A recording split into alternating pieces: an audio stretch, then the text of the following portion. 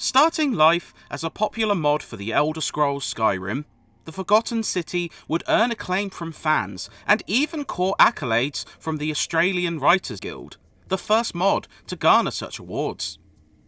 Despite a lengthy development for this free mod, its journey to a full release was perhaps even more arduous. Both an overhaul to the engine and the change of setting, the latter a necessity to avoid copyright infringement, saw another 5 years of development, adding up to a decade in total from 2011. What this should tell you is this mystery adventure from Modern Storyteller, the development house formed to bring this full game to life, is a passion project. The end result speaks to this, proving one of the strongest stories out there.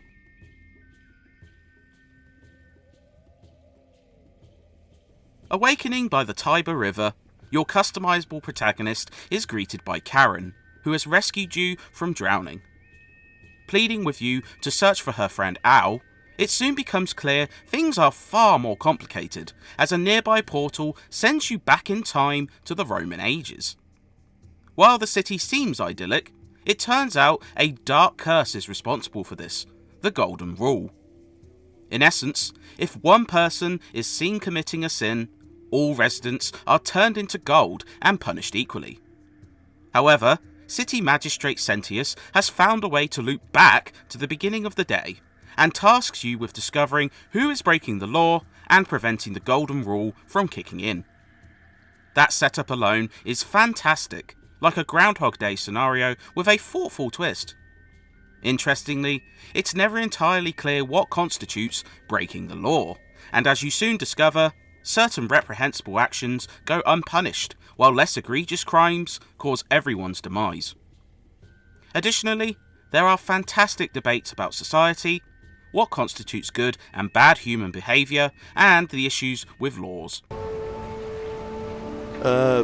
Salve, friend. I'm Galerius. Mind telling me who you are and what you were doing in the Shrine of Proserpina?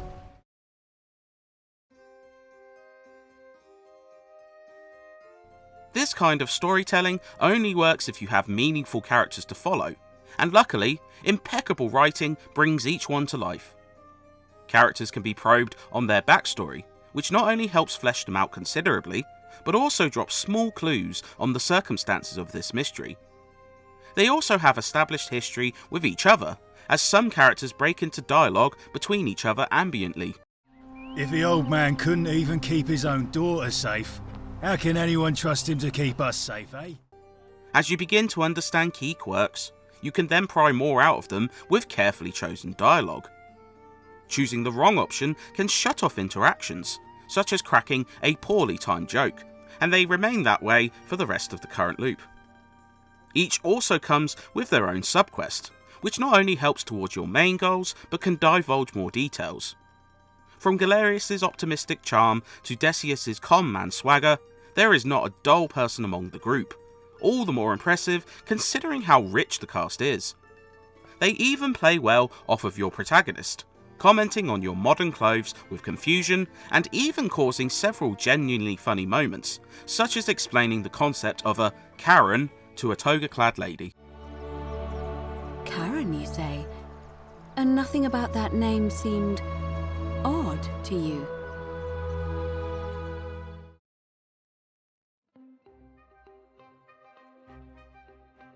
The storytelling also weaves beautifully into the gameplay. Predominantly a dialogue-heavy adventure game, you'll be tasked with completing goals which aid both your investigation and the citizens of this city. It is admittedly very slow burn to start, and some may find it takes a little too long to get going. Eventually, however, you gain access to more tools which spice up gameplay and puzzle solving. A special bow is acquired which can help with navigation and even combat some more unsettling creatures you face at rare points.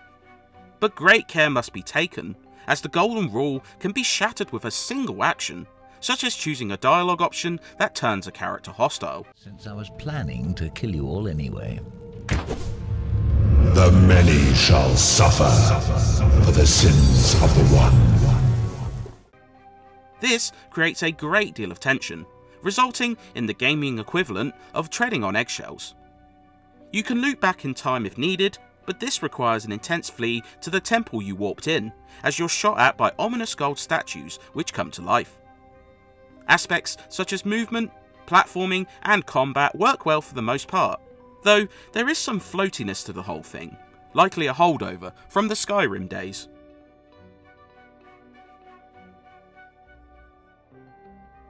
The great thing about the Forgotten City is just how much freedom you have to progress.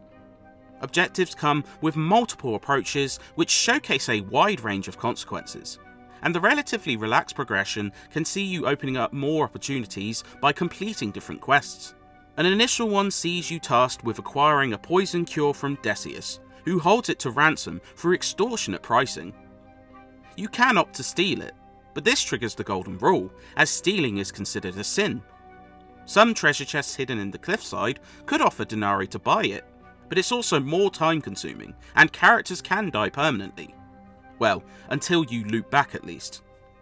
Key events must be studied and manipulated to your advantage, including several tense debates with other characters, and utilising hindsight to prevent something occurring.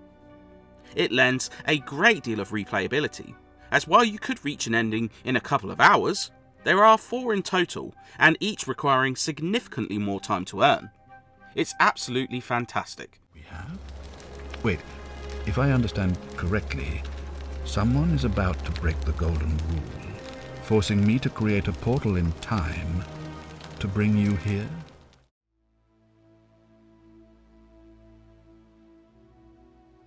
Moving from the creation engine to Unreal 4, the Forgotten City looks rather flashy compared to its origins as a mod. Lighting is particularly fantastic, covering the outside in glowing sun and creating unease in darker, shadowy underground areas. Character models clearly saw the most attention, with far more facial expression and animation, which adds more persona to each individual. Environments feel richly detailed and incentivize exploration as you uncover environmental clues such as graffiti.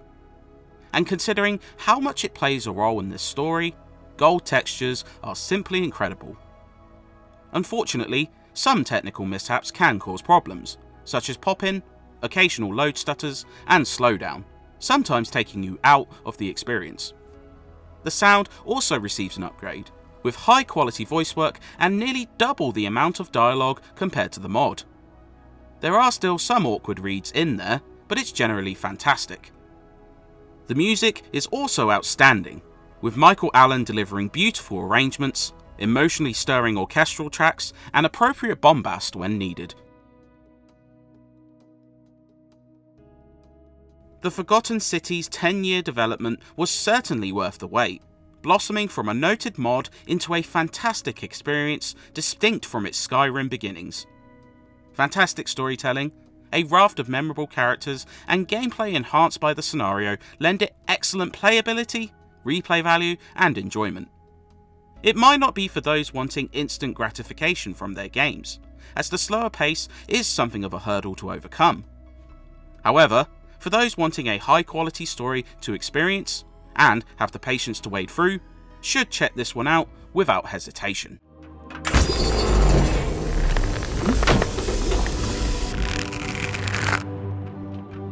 I just